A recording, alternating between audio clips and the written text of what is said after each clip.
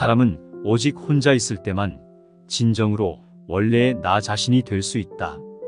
혼자 있기를 좋아하고 스스로 고독을 즐기는 사람은 빼어난 정신을 가진 사람이다. 이들은 고독을 통해서 두 가지의 장점을 얻는다. 첫째, 타인과 함께하지 않는다는 것이고, 둘째, 자기 자신과 함께한다는 점이다. 고독한 사람은 인간관계에 연연하지 않아 중요하지 않은 것에 대한 정신과 마음을 빼앗기지 않는다. 이것에 그들의 고독이 존재하게 되고, 이것이 바로 그들의 강점이 된다. 혼자 사색하는 자들의 사상과 뜻은 다른 자들에게 잘 이해받지 못한다. 오로지 천재만이 천재를 알아보듯 진실로 혼자 자유로운 자만이 깊게 사색에 잠겨있는 사람을 알아볼 수 있다. 타인과의 관계에 연연하여 시간을 낭비하지 않고 마음껏 모아둔 정신적 에너지를 내면의 목소리를 듣는데 쏟아붓는다. 고독을 즐기는 자들은 이상이 높은 자들이다. 그들은 현재 세상에서 이상을 실현해 보려고 애쓴다. 그러나 현실은 이상과 격차가 많다. 높은 이상의 꿈을 가슴속에 그리면서 살아가는 그들은 고독할 수밖에 없다. 인간은 결국 혼자가 된 후에야 자신에 대해 잘 알게 된다.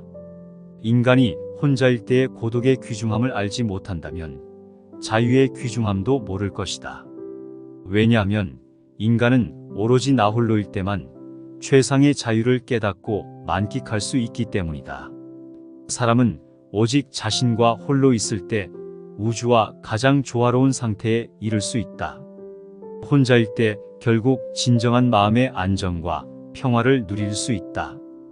현명한 자는 자기에게 특별히 주어진 인생을 자신의 고독한 삶 속에서 즐긴다. 하지만 우매한 자는 고독이 주는 무료함을 싫어한다. 그래서 매번 속된 즐거움으로 잠깐의 쾌감에 만끽하려 한다. 쾌락의 욕구로 인해 온갖 논쟁에 휩쓸리게 되고 어두운 소용돌이로 떨어지게 되는 것이다.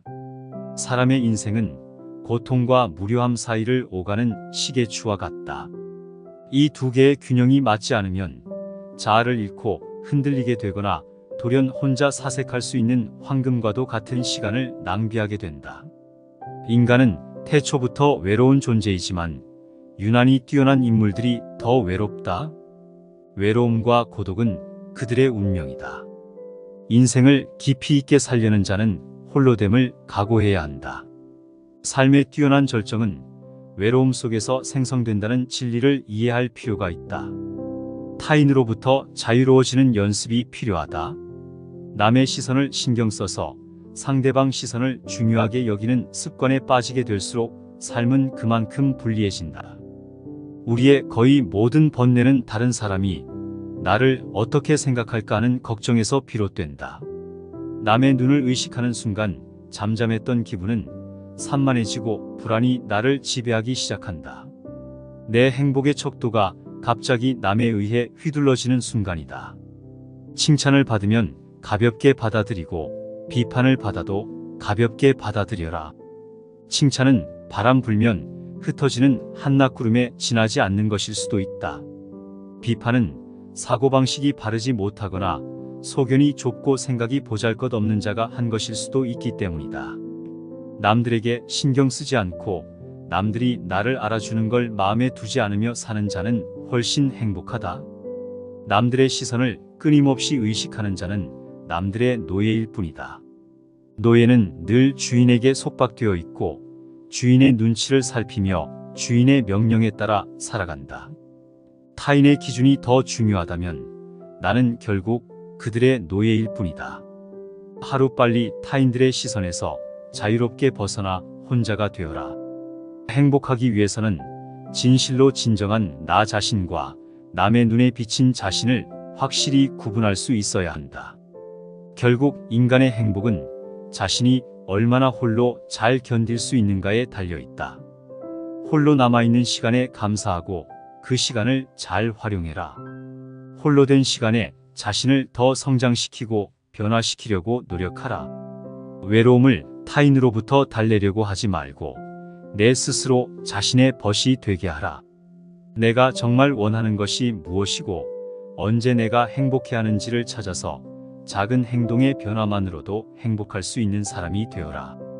나 스스로가 진정으로 원하는 모습을 이루었을 때 굳이 티를 내지 않더라도 나의 고귀함이 빛을 발하고 나의 주변에 사람들이 모여들 것이다. 내가 꽃이 되면 꿀벌과 나비가 자연스럽게 찾아오는 이치와 같다. 사람의 인생이란 나 홀로 목적지에 다다르는 여행이다. 인간의 삶이란 외면에 의해 좌우되는 것이 아니라 자신의 내면에 의해 비롯되는 것이다. 인간은 자신의 삶을 자유롭게 선택할 수 있으며 그 선택이 또한 자신의 삶을 결정한다. 그러나 이러한 자유와 선택 역시 고독함을 대동한다. 인생에서 사람들이 마주치는 대부분의 문제들은 불명확하고 미래를 예측할 수 없기 때문이다. 그 당시에는 그것이 최선의 결정이라고 확신하여 대담하게 추진했던 것도 시간이 지나보면 최악의 선택이 되기도 한다. 또한 나의 자유는 부득이한 상황에서는 언제든지 제한받을 수 있으며 내가 선택한 것이 항상 만족감과 행복을 가져다 준다는 보장도 할 수 없다. 그래서 이러한 선택을 한다는 것은 때로는 종종 어렵고 괴로울 수 있다. 이 괴로움에서 벗어나기 위해서는 자신의 욕망적 선택의 충동에 따르는 것이 아니라 상황을 분석하고 사리분별하여 최선의 선택을 내려야 한다. 인생의 초반 30년은 자신이 직접 쓰는 소설이라 할 수 있고 나머지 30년은 소설을 해설하는 시간이라 할 수 있다. 나이가 적을 때는 새로운 세상과 광범위한 이야기를 담기 위해 살아야 하며 나이가 많을 때는 자신이 가진 소질과 성품의 깊이를 담아내야 한다. 나라는 한 권의 책이 사람들의 마음속에 회자되고 오랫동안 읽고 싶은 명작이 될 것인지 아니면 시간의 흐름 속으로 사라져버릴 것인지는 고스란히 자신의 몫이다. 사람의 인생은 하루하루가 모여서 형성된 총집합이다. 나의 하루를 어떻게 사느냐가 곧 나의 인생을 어떻게 사느냐로 귀착된다. 좌절을 경험한 사람은 자신만의 내력을 갖게 된다. 그리고 인생을 통찰할 수 있는 지혜의 길로 접어든다. 짐이라고 생각했던 것들이 삶의 기초가 될 수도 있다. 할 수 있는 일이라면 즐거이 하고 견뎌야 하는 일이라면 흔쾌히 견뎌내라. 우리는 내가 살고자 하는 삶이 아닌 내가 살 수 있는 삶을 살아야 한다. 행복은 나 홀로만이 이룰 수 있다. 행복이란 한시적이고 변덕스럽다. 인간은 행복을 추구하고 그 행복을 얻으면 만족하지만 그 만족감은 한시적이며 불안정하다. 만약 행복이 떠나갈 때가 되면 우리는 불안감과 슬픔을 느끼게 된다. 그러므로 우리가 행복을 추구한다는 것이 결국 우리에게 불행을 초래하게 되는 것일 수도 있다. 즉, 행복을 추구하는 순간에도 행복을 잃을 때를 미리 두려워하게 되고 이 두려움은 인간을 불안한 상태로 몰아간다. 이는 마치 우리가 사랑하는 사람이 생기면 괜히 그 사람을 잃게 될까봐 두려워지는 생각도 하는 것과 같다. 그래서 오히려 우리가 행복을 추구하는 것보다 먼저 불행에 대한 수용력을 키우는 것이 더욱 중요해진다. 결국엔 괴로움과 불행은 인간을 성장시키는 도구라고 할 수 있다. 불행은 우리들에게 성숙이란 열매를 가져다 준다.